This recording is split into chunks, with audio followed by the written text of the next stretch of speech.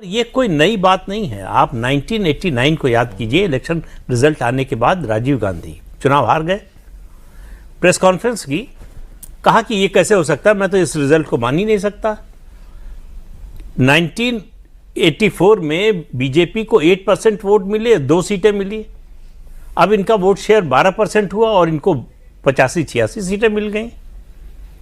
तो ये तो एडअप नहीं करता है। ये बिल्कुल, इसको मैं मानने को तैयार नहीं हूं। तो ये कोई पहला मौका नहीं। दूसरा, वोट की चोरी कैसे होती है। 1952 पहला जनरल इलेक्शन, रामपुर से मौलाना आजाद चुनाव लड़ रहे थे, चुनाव हार गए।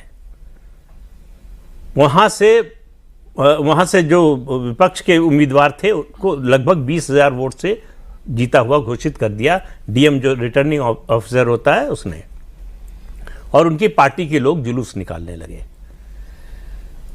तब तक पता चला, वायरलेस से पता चला प्रधानमंत्री जवाहरलाल नेहरू को। उन्होंने मुख्यमंत्री गोविंद वल्लभ पंत को फोन किया जी कि मौलाना को हारना नहीं चाहिए। तो उन्होंने कहा अब तो रिजल्ट डिक्लेयर हो चुका है। उनका मैं ये नहीं जानता, अगर वो नहीं जीतेंगे तो तुम मुख्यमंत्री नहीं रहोगे।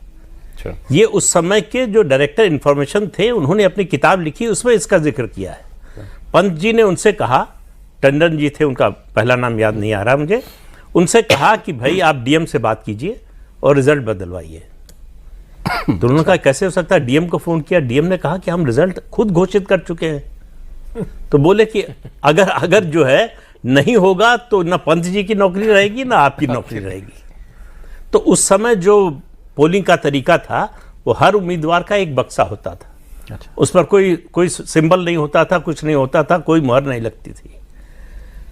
ये जो है सौरभ जी का बक्सा है, हम सौरभ जी को वोट देना चाहते हैं, उस बक्से में हमने बैलेट पेपर डाल दिया।